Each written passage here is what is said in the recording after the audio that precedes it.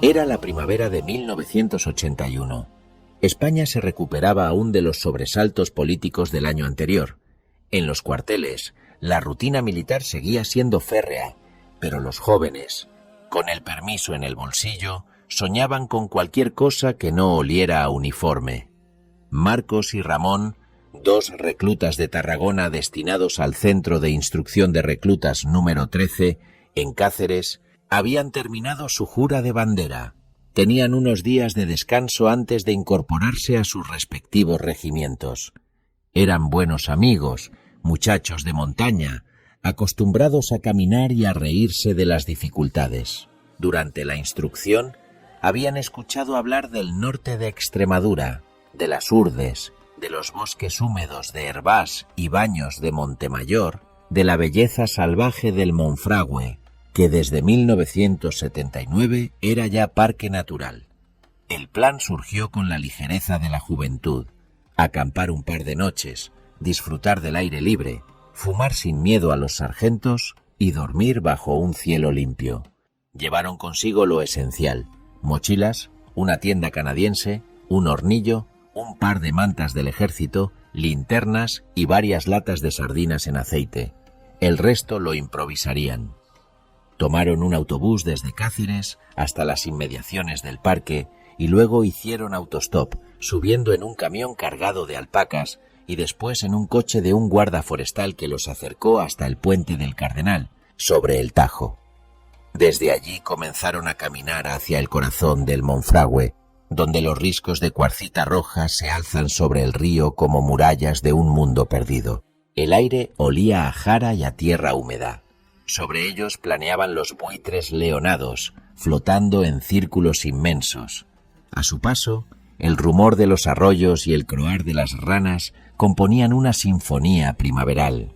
El sol, al caer, teñía las rocas de cobre, y las sombras crecían entre los pinos y alcornoques. Marcos exclamó que aquello era el paraíso de los pájaros, y Ramón asintió, riendo, mientras encendía un cigarrillo bisonte. Acamparon en una pequeña explanada junto a un arroyo, rodeada de robles y retamas. Era una noche de luna llena, tan clara que apenas necesitaban linternas. El aire era fresco, y el único sonido era el de los insectos y el murmullo del agua. Cenaron pan con sardinas y compartieron un par de cigarrillos antes de meterse en los sacos de dormir. Antes, como manda el instinto, se alejaron unos metros para orinar tras unos árboles. Bromeaban entre sí, riendo cuando ocurrió. Una luz. Primero, un destello, como el fogonazo de un flash o los faros de un camión. Después, un resplandor constante, demasiado potente para ser terrestre. El suelo se iluminó como si fuera de día. Se giraron cegados. La luz se apagó tan bruscamente como había aparecido. El silencio se hizo más denso. Marcos, aún deslumbrado, parpadeó varias veces hasta que notó algo extraño. El cielo estaba negro, totalmente negro, como si alguien hubiera tendido un manto sobre las estrellas. ¿Lo ves?, murmuró. No hay estrellas. No puede ser, susurró Ramón, y entonces lo comprendieron. Algo tapaba el firmamento. Una forma oscura, circular, gigantesca, suspendida sobre ellos, silenciosa como un pensamiento. No sabían si huir o quedarse inmóviles, pero antes de decidir, el mundo se detuvo. El aire se volvió espeso, vibrante, una sensación de mareo, de vacío en el estómago. Los sonidos nocturnos, grillos, ranas, el murmullo del agua, cesaron al mismo tiempo. El bosque entero pareció contener la respiración. Las olvidarían. Ambos encendieron sus linternas, pero la luz era débil, casi absorbida por la oscuridad. Giraron sobre sí mismos, buscando el origen de aquella presencia. Y fue entonces cuando los vieron. Entre los árboles, a unos 30 metros, 5 figuras altas, de más de 2 metros, delgadas, envueltas en trajes ajustados de una sola pieza, de un color que no sabían definir. Brillaban levemente, como si reflejaran la luz que no existía. Los observaban sin moverse. El terror los paralizó. Apenas respiraban. las figuras comenzaron a avanzar lentamente. Una de ellas se separó del grupo, levantando un brazo. En la mano sostenía algo alargado, una especie de varilla que emitía un zumbido. Un instante después, un haz invisible los alcanzó. Marcos quiso correr, pero su cuerpo no respondió. El miedo se transformó en inmovilidad total. El mundo se volvió blanco. No recordaron nada más. Cuando abrieron los ojos, el sol ya estaba alto. El canto de los pájaros llenaba el aire como si nada hubiera pasado.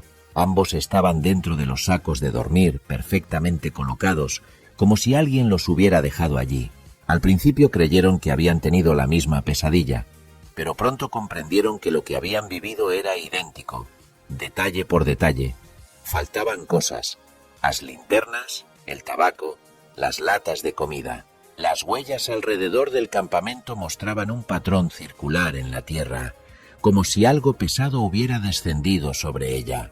Asustados, recogieron lo poco que les quedaba y emprendieron el regreso. A media mañana llegaron a una carretera y un camionero los llevó hasta Plasencia.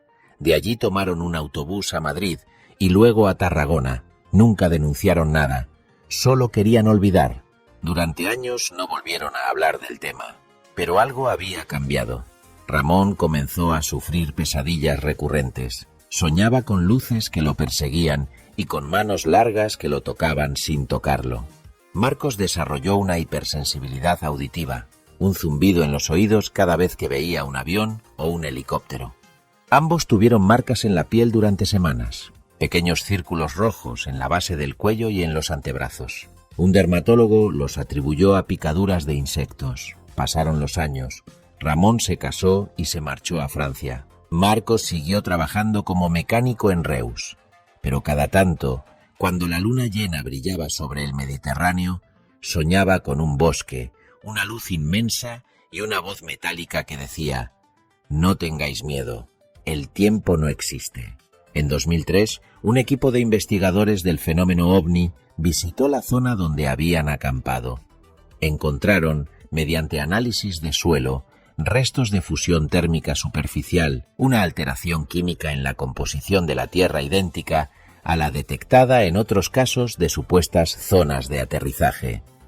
Los lugareños recordaban que en aquellos años se habían visto luces sobre el Tajo, casi siempre sin ruido, flotando sobre los riscos del Salto del Gitano.